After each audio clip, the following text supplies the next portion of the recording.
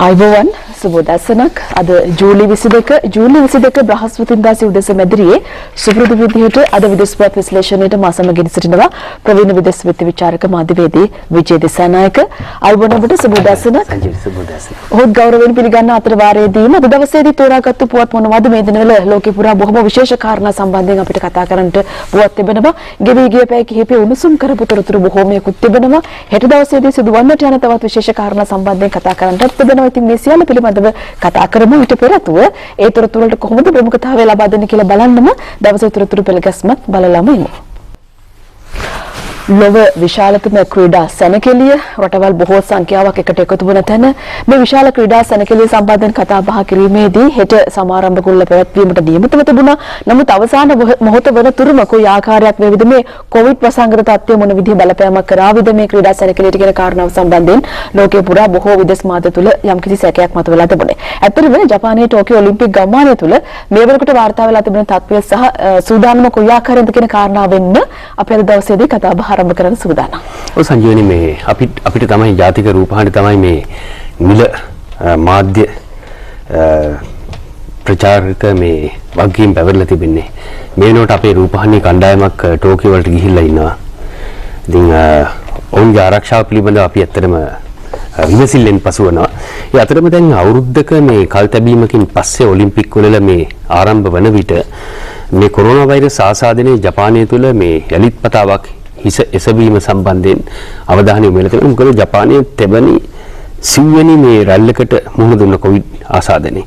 දැන් බිය තිබෙන්නේ මේ පස්වන රැල්ලක් ඔලිම්පික් මුල් කරගෙන ඇති වේවිද කියන කාරණේ. මොකද මේ ඔලිම්පික් වල මේ කල්තැබීමේ තීරණය ගන්නකොට මගේ මේ සංඛ්‍යාලයකන අපි ළඟ තියෙනවා 2020 මාර්තු මාසයේ අන්තර්ජාතික ඔලිම්පික් කමිටුව මේ ඔලිම්පික් වල කල්තැබීමේ තීරණය කරන අවස්ථාවේ මේ මාස 12ක කාලයක් සඳහා ජපානයේ COVID-19 ආසාදිතයන්ගේ සංඛ්‍යාව වාර්තා වුණේ 1000ක් හැටියට. මරණ 43ක් වාර්තා වුණා. හැබැයි 2021 ජූනි මාසයේ අග වෙන විට, ඒ කියන්නේ පසුගිය මාසයේ අග වන විට ජපානයේ මේ COVID-19 ආසාදිතයන්ගේ සංඛ්‍යාව 8 ලක්ෂයක්, මරණ 14500ක්. එතකොට මේ ඔලිම්පික් වල කල්තැබිය යුතු බවට ජපානය එක පැත්තකින් වෛද්‍ය ප්‍රජාව, අනෙක් අතට මහජනතාව මේ ඔලිම්පික් වල පැවැත්වීමට ගත්ත තීරණය, මේ තීරණයේ තිබෙන මේ අර විස්ඩම් එක, මේකේ හොඳ තීරණයක්ද නැතිද කියන කාරණේ පිළිබඳව Tamanගේ සැක සංකාවන් පළ කරනවා. මොකද මේ ජපානයේ ආසාදිතයන්ගෙන් 40කට ආසන්න සංඛ්‍යාවක් සහ මරණ වලින් 3න් 1ක් පමණ වාර්තා වුණේ මේ අවුරුද්දේ ජනවාරි සහ මැයි මාසේ මේ දෙකේ ඇති වෙච්ච පළවෙනි සහ දෙවන රැල්ල පිළිවෙලින්.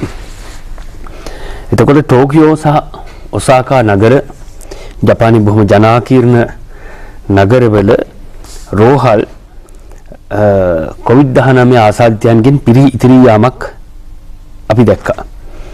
ඒ අතර ජපානයේ සෞඛ්‍ය විශේෂඥයන්, ඒ අතර ජපානයේ වෛද්‍යවරු සහ මේ වෛද්‍ය වෘත්තීය සමිති ඔවුන් දැඩි ලෙස කියාපු කාරණයක් තමයි අනෙක් අතට මේ ජපානයේ ජනතාවගේ අපි ගත්තොත් එහෙම ජපානයේ මේ ජනතාවගෙන් 60%ත් 80ත් අතර සංඛ්‍යාවක් දැඩිව අවධාරණය කළ කාරණයක් තමයි මේ ඔලිම්පික් වල කල්තැබිය යුතුය කියන කාරණය. කොහොම වුණත් ජපානයේ රජයේ පාර්ශවයෙන් ගත්තොත් එහෙම මේ කොරෝනා වෛරස් ආසාදනය හා සම්බන්ධව ජපාන රජයේ පාර්ශවය හා සම්බන්ධ මේ කොරෝනා වෛරස් විද්වත් මණ්ඩලයේ ප්‍රධානියා ශිගෙරු ඕමු ඩයට් එක, ජපානි ඩයට් එක කියලා කියන්නේ මේ ජපාන පාර්ලිමේන්තුව හමුවේ සාක්ෂි ඉදිරිපත් කරමින් ප්‍රකාශ කළා. මේක මේ ඔහු කිව්වා මේක ඇබ්නෝමල් කියලා. මේ වසංගතයක් පවතින අවධියක ඔලිම්පික් තරගාවලියක් පැවැත්වීමට ගත්ත තීරණය මේක අස්වාභාවික තීරණයක් හැටියට තමයි ඔහු අර්ථ දැක්ුවේ. සහ පොඩ්ඩක් හරි එහෙම වුණොත් වැරදුනොත් මේක ලෝකයට ඊළඟට මේක එකක් ජපානයේ පස්වන රැල්ල වෙයිද, අනෙක් අතට ලෝකයේ පුරා රටවල් 200කට ආසන්න සංඛ්‍යාවක මළල ක්‍රීඩක ක්‍රීඩිකාවන් නිලධාරි මණ්ඩලය මම හිතන්නේ ක්‍රීඩකාවන්ට වඩා ඇතැම් රටවල මේ නිලධාරීන්ගේ සංඛ්‍යාව වැඩි. දැන් ඕන් අතර මේ රෝගේ ව්‍යාප්ත වුණොත් එහෙම මේක පෙරලා ඒ රටවලට විශාල බලපෑමක් එල්ලවන්නට පුළුවන්. විශේෂයෙන්ම ජපානයේ තිබෙන ප්‍රශ්නය තමයි පස්වන රැල්ලක්. පස්වන රැල්ලක් ආසාදිතයන් සහ මරණ තවදුරටත් ව්‍යාප්ත වේවිද කියන කාරණය. අනෙක් අතට මේ ඩෙල්ටා වේරියන්ට් එක දැන් තමයි දැන් ලෝකයට ලොකුම තර්ජනයක් බවට පත් වෙලා තිබෙන්නේ මේ ඩෙල්ටා ප්‍රභේදය.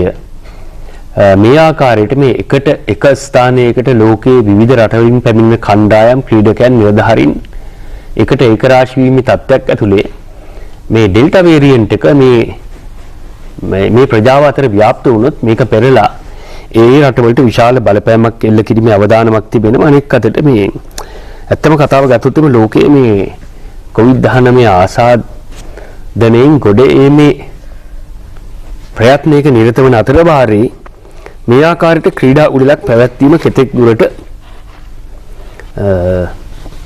යථාර්ථවාදීද සාධාරණද කියන කාරණේ. හැබැයි අන්තර්ජාතික ඔලිම්පික් කමිටුව හා සම්බන්ධව ගත්තොත් එimhe ඔවුන් ඕනේ මේකේ සල්ලි. මොකද ඇත්තටම මේ අන්තර්ජාතික ඔලිම්පික් කමිටුවේ ආදායමෙන් 70%ක් ජනනය වන්නේ මේ ඔලිම්පික් උළෙලේ විකාශන අයිතිය විවිධ ආයතන වලට සමාගම් වලට විකිණීමෙන් ලැබෙන ලාභය. ඉතින් මේ නිසා සමහර අවස්ථාවල උන් අපිට කියන අපි තමයි නිල මාධ්‍ය හිමිකරු කියලා තවත් ආයතන වලට දෙන්න පුළුවන්. ඒක මේක පිටිපස්සේ ඇත්තට මේ නව ලිබරල් වාදී ආර්ථික ක්‍රමයේ ඇතුලේ මේ සියල්ලක්ම අපි ගත්තොත් එන්නේ මේ ආදායම උපයීම අරමුණු කරගත්ත ව්‍යාපාර බවට පත් වෙලා තිබෙනවා. ඒතර ඔලිම්පික් වල ගත්තොත් මේක විශාල වශයෙන් ලාභය ඉපීමේ අරමුණු කරගත්ත ව්‍යාපාරයක්. මොකද අපි මේ රූපවාහිනිය අපි පෞගේ කාල සීමා පුරාවට මේ ඔලිම්පික් කමිටුවත් එක්ක ඔලිම්පික් උළෙල සම්බන්ධ විවිධ ආයතනත් එක්ක ගනුදෙනු කරා. ඒකේ පැහැදිලිව පෙනී යන කාරණයක් තමයි උනට ක්‍රීඩාවට වඩා වැදගත් වෙන්නේ මුදල්. මේක ඇත්තටම ගත්තොත් කොච්චර ජපානයේ කියන්නේ සංජීවනී ලෝකේ තුන්වෙනි විශාලම ආර්ථිකය. ආසියාවේ දෙවෙනි විශාලතම ආර්ථිකය. ජපානයේ අගමැතිවරයා අසරණයි. ජපාන පාර්ලිමේන්තුව අසරණයි. මොකද ඔලිම්පික් වල මේ බාණ්ඩේ මේ නව ලිබරල්වාදී ආර්ථික වැඩපිළිවෙල ඇතුලේ ආණ්ඩු කියන එක අපි ගැන මොන කතාවද? ලෝකයේ තුන්වෙනි විශාලතම ආර්ථිකයට තමන්ගේ රටේ මේ ආසාදිතයන් සංඛ්‍යාව වැඩි වෙනකොට මරණ සංඛ්‍යාව වැඩි වෙනකොට තමන් ගත්ත තීරණයක් ආපස්සට හැරවීමේ හැකියාවක් නැත්නම් සමාගම් ලාභ ඊපීම අරුමුණු කරගත්ත ව්‍යාපාර බලපෑම් කරනවා නම් ඉතින් ඇත්තම ගත්තොත් මේ ඇත්ත කතාව ගත්තොත් මේ නව ලිබරල්වාදී ආර්ථික වැඩපිළිවෙලේ අර්ථය ගත්තොත් ආණ්ඩු කියන එක සුබ සාධක සමිතිය සමහර විට මරණාධාර සමිතිය. ඇත්තටම මේ දැන් ලෝක සෞඛ්‍ය සංවිධානයේ වගකීම ඔවුන් ඉටු කරන ආකාරය මෙතෙන් අපිට අවධානය යොමු කළොත් එහෙම. ලෝක සෞඛ්‍ය සංවිධානයේ ප්‍රධානියා මේ වෙන විටත් ප්‍රකාශ කරලා තිබෙනවා තමන්ගේ බලවත් කනසල්ල පළ කරලා තිබෙනවා මේ අවස්ථාවේ මේ ආකාරයට ඔලිම්පික් උළෙලක් පැවැත්වීම සම්බන්ධයෙන්. නමුත් කොහොමතරම් සතුටුදායක නැද්ද? සතුටුදායක නැහැ. නමුත් වෙලා තියෙන්නේ ජපානයේ 2011 අවුරුද්දේ ඔය ෆුකුෂිමා ඩායිචි න්‍යෂ්ටික බලාගාරය ඇති වෙච්ච මේ න්‍යෂ්ටික අර ඒක ත්‍රිත්ව ව්‍යසනයක් ජපානට සිද්ධ වුණේ. භූමිකම්පාවක් ආවා, සුනාමියක් ආවා. ඊළඟට ෆුකුෂිමා ඩායිචි න්‍යෂ්ටික බලාගාරයේ ප්‍රතික්‍රියාකාරකයක් විනාශයටපත් වුණා. මේකත් එක්ක ජපානයේට විශාල වශයෙන් මේ ආර්ථික වශයෙන් විශාල බලපෑමක් සිද්ධ වුණා. ඊළඟට ජපානයේට ජනතාව පැමිණීම හා සම්බන්ධව ගත්තොත් විශේෂයෙන් ව්‍යාපාරිකයන් පැමිණීම සම්බන්ධයෙන් බියක් ඇති වුණා. ජපානයේ ඔය ඔලිම්පික් වල සඳහා මේ Tamanගේ බිඩ් එක ඉදිරිපත් කළේ මේක PR කැම්පේන් එකක් හැටියට.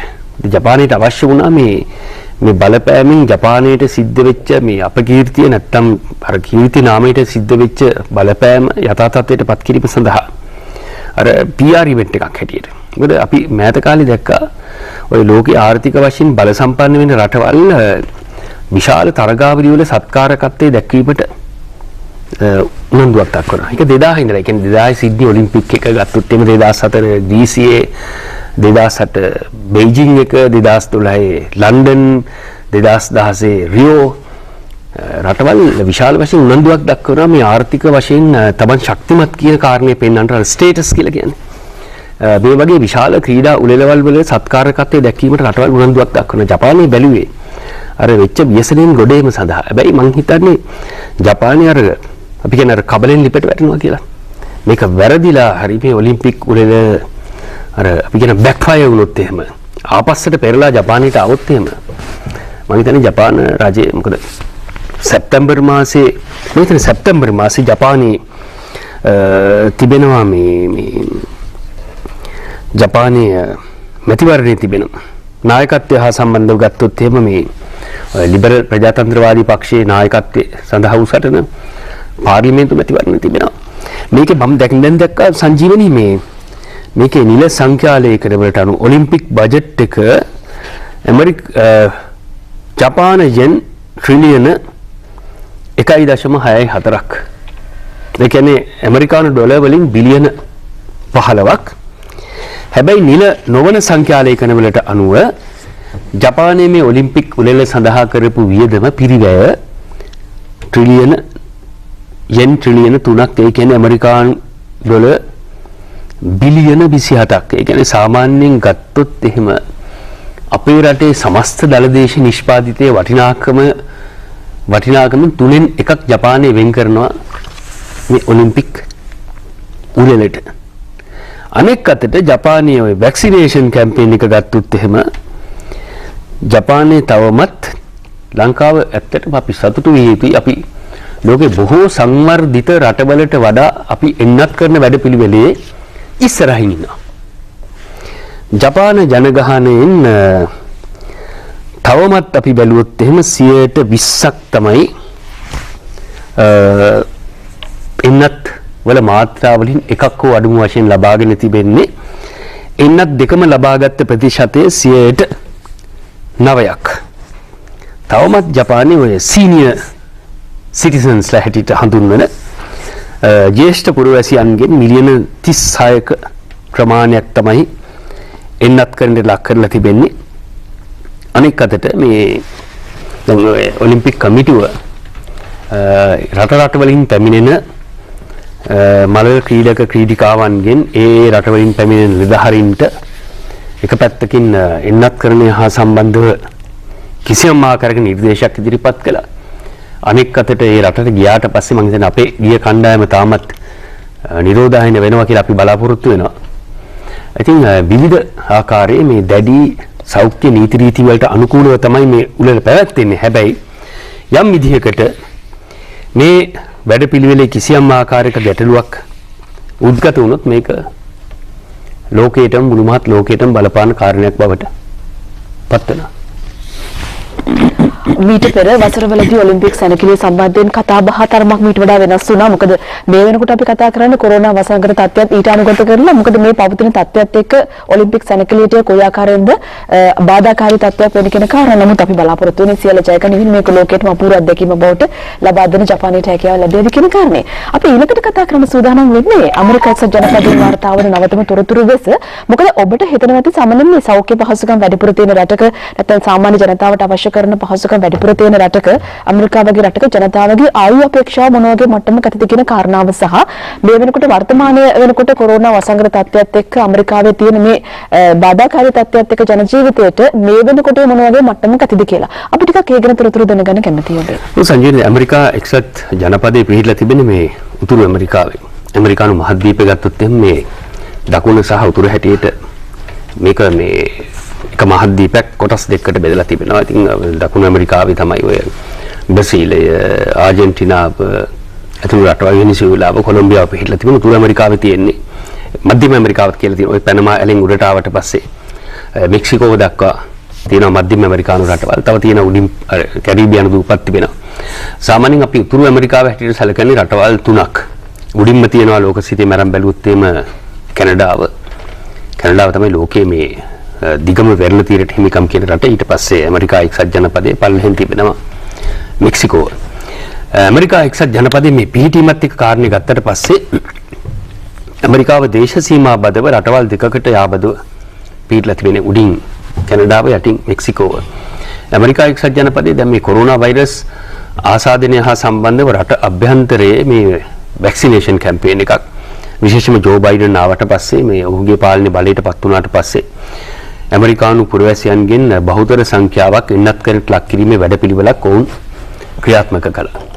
හැබැයි මේ වැඩපිළිවෙල දැන් අර දේශ සීමා බදව රටවල් දෙකකට යාබදව තිබෙනකොට කැනඩාවේ කිසියම් ආකාරයක ශක්තිමත් වැඩපිළිවෙලක් තිබෙනවා. හැබැයි මෙක්සිකෝවේ එන්නත් කරන වැඩපිළිවෙල ඊතරම් සාර්ථකත්වයක් පෙන්වුම් කරන්නේ නැහැ. මම මේ භූගෝලීය සිටීම පිළිබඳ කාරණේ ගත්තේ මෙක්සිකෝ පල්ලෙහායින් මධ්‍යම ඇමරිකාවත් එක්ක අනෙක් අතර දකුණු ඇමරිකාවත් එක්ක ඔය ලතින් ඇමරිකානු කලාපයත් එක්ක සම්බන්ධයි. ඉතින් ඇමරිකා එක්සත් ජනපදයේ බොහෝ දුරට ගත්තොත් ඔය ඇමරිකාවේ දේශ සීමා අපි අර වල්නරබල් කියලා කියනවා. අපි මේ ඇමරිකා රාජ්‍ය දෙපාර්තමේන්තුවේ අනුග්‍රහණ එක වතාවක් ඇමරිකාවේ චාරිකාවක නිරත වුණා. අපි එක්කන් ගියා ඔය ඇමරිකාවේ බෝඩර් ගාඩ්ස්ලා මෙක්සිකන් බෝඩර් එකට. ගියාම ඇත්තටම ගත්තොත් සමහර ඔය රියෝ ග්‍රැන්ඩියෝ කියන ග්‍රැන්ඩියෝ නදියේ ඇමරිකාවේ දේශ සීමා මේ වැටක් නැහැ. ඔය බයිඩන් ඔය ට්‍රම්ප් ආවට පස්සේ හදනවා කියලා කිව්වේ. ඔය ග්‍රැන්ඩියෝ නදිය දැන් වියලි ගංගාවක්. අපේ මේ රූපහානිය මේ ටීඑම්ජී චන්ද්‍රසේකර අපේ කැමරා ශිල්පී නන්දසේන අපිත් එක්ක ගියා. මේකේ ටයර් තියලා තියෙන්නේ මේ බෝඩර් එකේ. ඕන වෙලාවක ඕන කෙනෙකුට එන්න පුළුවන්. එල් පාසෝ වලින් දවසකට 60000ක් ඇමරිකාවට එනවා. ඇතුළු වෙනවා. ඉතින් විශාල වශයෙන් මේ රෝගයේ වසංගතය ඇමරිකාව තුළ පැතිර යාමේ අවදානමක් තිබෙනවා මේ අර දේශ සීමා බදව පවතින අනාරක්ෂිත භාවය මුල් කරගෙන. අද අල් ජසීරා නාලිකාවේ ප්‍රධාන ප්‍රවෘත්තියක් බවට පත් වෙලා තිබෙනවා ඇමරිකාව මෙක්සිකෝව සහ කැනඩාව අතර අත්‍යවශ්‍ය නොවන කාරණා සඳහා දේශ සීමාව මාසයක කාලයක් වසා දැමීමට තීරණය කරලා තිබෙනවා. ඒ අතර ඒ කියන්නේ අගෝස්තු 21 දක්වා මේ තීරණය ක්‍රියාත්මක වන බව තමයි ඇමරිකා එක්සත් ජනපදයේ Department of Homeland Security අභ්‍යන්තර ආරක්ෂාව පිළිබඳ දෙපාර්තමේන්තුව ප්‍රකාශ කරන්නේ. ඒ අතර ඇමරිකා එක්සත් ජනපදයේ ආයු අපේක්ෂාව මේ ආයු අපේක්ෂාව කියලා කියන්නේ මේ රටක සාමාන්‍යයෙන් ගත්තොත් එimhe දරුවෙක් ඉපදුනාට පස්සේ කිසියම් නිශ්චිත වර්ෂයක් ඇතුලේ ඔහු කොච්චර කාලයක් ජීවත් වෙනවද කියන දර්ශකය. ලයිෆ් එක්ස්පෙක්ටන්සි කියලා කියන්නේ මේ කොරෝනා වෛරස් වසංගතය ආවට පස්සේ ඇමරිකාවේ ආයු අපේක්ෂාව අවුරුදු 1.5කින් අඩු වෙලා තිබෙනවා. ඒ කියන්නේ ඇමරිකාවේ Center for Disease Control and Prevention කියන ආයතනය පෙරේදා දිනේ නිකුත් කළ සංඛ්‍යාලේඛන වලට අනුව ඇමරිකා එක්සත් ජනපදයේ ආයු අපේක්ෂාව වසර 1.5කින් අඩු වෙලා තිබෙනවා. ඒ කියන්නේ ඇමරිකාවේ දැන් අද ඉපදෙන දරුවෙක් ජීවත් වෙන්නේ අවුරුදු 77ක්. සමහර 78යි මාස 6ක් ජීවත් වෙන්න ඉඩ තිබුණා. මේ කොරෝනා වෛරස් ආසාදයෙන් නොපැමිණෙන්නට. ඒ කියන්නේ ලෝකේ මේ දර්ශකය ඉතා වැදගත් වෙනවා. මොකද ලෝකේ අංක 1 ආර්ථික බලවතා මේ බලවත්ම රාජ්‍යයේ ආයු අපේක්ෂාව අවුරුදු 1.5කින් අඩු වෙලා තියෙනවා. මේක ටැන්සානියාවට නැත්නම් මොසැම්බික් වලට සිම්බාබ්වේ වලට උතුරු කොරියාවට ගියොත් එහෙම මම හිතන්නේ මෑත ඉතිහාසයේ විශේෂම දෙවන ලෝක සංග්‍රාමයෙන් පස්සේ මානව සමාජයේ වෙත වැඩිම බලපෑමක් එල්ල කළ මේක අර අපි කියන්නේ මේක මේ කැලැමිටි එකක් ජන ජීවිතයට සිද්ධ වෙච්ච විශාල ව්‍යාකූලත්වයක් හැටියට මේ කොරෝනා වෛරස් ආසාදනයේ සලකන්නට. අතන පිට දැන් අපි තුමු යුරෝපාකරයේ දිනු රටකට පවා මේ තත්ත්වය උදා වෙලා තියෙන්න පුළුවන් සංඛ්‍යාලයක ඉදිරිපත් නොවුනට. ඇත්තට දැන් ඒ කියන්නේ රටක දිනුව කියන කාරණේ ගත්තොත් එම් සංජීවනී මේ අපි ගොඩක් වෙලාවට රටක දිනුව කියන කාරණේ මේ නිර්ණය කරන්න අද තියෙන නිර්ණායකය තමයි GDP growth එක. gross domestic product කියලා කියන්නේ මේ වසරක් ඇතුලේ රටක සිද්ධ වෙන සමස්ත භාණ්ඩ හා සේවාවන්හි වටිනාකම. මේක කලාපෙන් කලාපයට වෙනස්. හැබැයි මේ වැක්සිනේෂන් කැම්පේන් එක ඇතුලේ අපි දැක්ක මේ එන්නත් කරන ව්‍යාපාරය ඇතුලේ අපි දියුණු කියලා හිතනකො ජපානය, දකුණු කොරියාව, ඉන්දුනීසියාව ලෝකේ පළවෙනි රටවල් 10 ආර්ථික පෙළගැස්වීමේ පළවෙනි රටවල් 10ට ඇතුළු වෙන රටක් දැන් කොරෝනා වසංගතය පැතිරීමෙන් ගත්තම දරුණු තත්ත්වයක. දරුණු තත්ත්වයක් තිබෙනවා. ඉතින් ඒ අනුව ගත්තට පස්සේ ඒ කියන්නේ මම හිතන්නේ මේ කොරෝනා වෛරස් ආසාදනයේ ප්‍රධාන වශයෙන් අපිට කාරණා කිහිපයක් අවධාරණය කරනවා. එකක් තමයි මේ සිස්ටම් එකේ තියෙන මේ ආර්ථික වැඩපිළිවෙල යලි සිතා බැලීමට සෑම රටකටම ආණ්ඩුවට සිද්ධ වෙනවා. මොකද ඔය IMF එක, World Bank එක 70 80 දශකවල අපිට මේක කියන්නේ අර සීනි තවරපු අපිට තිත්ත කසායක් දුන්නා. ස්ට්‍රක්චරල් ඇඩ්ජස්ට්මන්ට් ප්‍රෝග්‍රෑම් කියලා ආර්ථික ප්‍රතිව්‍යුහගත වැඩපිළිවෙලක් දුන්නා. මේ නව ලිබරල් වාදී ආර්ථික දෘෂ්ටිවාදය ඇතුළට තෝරාගත්ත රටවල් 100ක් විතර ඇතුළත් කරගත්ත 77 ජේ.ආර්. යාවර්ධන මහත්තයත් අපි අරන් ගියේ එතෙන්. එතනින් පස්සේ බලයටපත් වෙච්ච හැම ආණ්ඩුවක්ම මේ ආර්ථික වැඩපිළිවෙල තමයි අරගෙන ගියේ. හැබැයි මේ කොරෝනා වෛරස් ආසාදනය අපිට පැහැදිලිව පෙන්වුම් කරලා දීලා තියෙනවා. අර ස්මෝල් ගවර්න්මන්ට් මිත් කියලා කියන්නේ. ඒ කියන්නේ රාජ්‍ය ආර්ථික කටයුතු වලින් ආර්ථික වැඩපිළිවෙලෙන් තරමක් දුරට අයින් විය යුතුයි කියන කාරණය. ඒ කියන්නේ වෙළඳපළට සියල්ල තීරණය කිරීමට ඉඩ දිය යුතුයි කියන කාරණය. මේක මේ කොරෝනා වෛරස් ආසාදනය මේක මිත්‍යාවක් බව පෙන්ලා තිබෙනවා. මොකද රජයක මැදිහත් වීමක් නොවෙන්න අපි විවිධාකාරයෙන් ආණ්ඩුව වලට චෝදනා කරා. දැන් මේක කිව්වට පස්සේ අද Facebook එකේ දායි මම ආණ්ඩුවට කඩ යනවා කියලා. හැබැයි ආණ්ඩුව නොහිටින්න සෞඛ්‍ය අංශ මැදිහත් නොවන්නට ආරක්ෂක අංශ මැදිහත් නොවන්නට කොයිද පෞද්ගලික අංශය? හොඳ අපි කොරෝනා වසංගත තත්ත්වය ටිකක් පරිබාහිර වූ තවත් පුවතක් විදිහට කතා කරන සූදානම් වෙනවා. චීනයට බලපාලා තිබෙන ගංගාවතුර තත්ත්වය පිළිබඳව චීනයේ මධ්‍යම ප්‍රදේශයට බලපා තිබෙන දැඩි ගංගාවතුර තර්ජනය නිසා දහස් ගණනක් නැත්නම් දසදහස් ගණනක් පුද්ගලයන් අවතන් වෙලා තිබෙනවා. තවත් පුද්ගලික පිරිසක් මරණයට පත් වෙලා තිබෙනවා. අපි සූදානම් වෙන්නේ මේ නවතම තොරතුරුත් එක්කම මේ පුවත පිළිබඳව වැඩිදුර තොරතුරු සොයා බැලීමක් කරන්න. ඔය හෙනාන් ප්‍රාන්තයේ මේ ඔය චීනයේ මේ යෙලෝ රිවර් කියලා කියන මේ කහ ගංගාව ආශ්‍රිතව ඔය Zhengzhou කියන නගරේ මිලියන 12ක ජනකායක් විසින නගරයක්. මේ නගරයේට ගංවතුර තත්ත්වෙන් සාමාන්‍ය වාර්ෂිකව මේ ගංවතුරේ බලපෑමට ලක් වෙන කලාපයක් හැටියට ප්‍රසිද්ධයි. හැබැයි මෙවර විශාල වශයෙන් මේ ගංවතුර තත්ත්වයෙන් ජීවිත සහ දේපල හානි සිද්ධ වෙලා තිබෙනවා.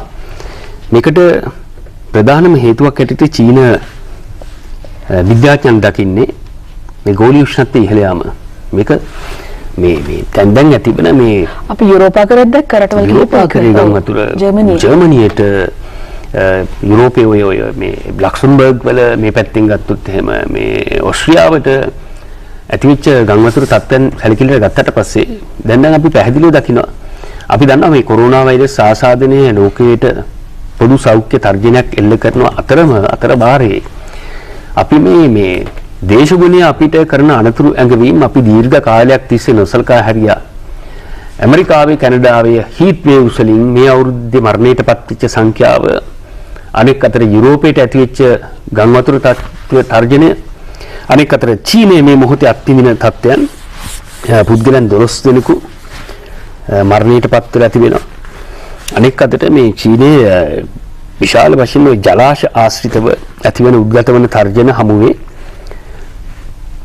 දෙලක්ෂයක පිරිසක් මේ වන විටත් ආරක්ෂිත ස්ථාන කරා රැගෙන ගොස් තිබෙනවා. මොකද ප්‍රධාන මේ ජලාශ ආශ්‍රිතව තර්ජනයක් එල්ල වෙලා තිබෙනවා. ඒ අතර අපි මේ දකින්නේ මේ ගංගා නෙමෙයි ඔය මේ වීඩියෝස් වල දකින්නේ මහා මාර්ග මේ වාරි මාර්ග බවට පත් වෙලා තිබෙනවා. මේ ගංවතුර තර්ජනය මුල් කරගෙන ගුවන් ගමන් පවා අත්විඳින තිබෙන තාවකාලික.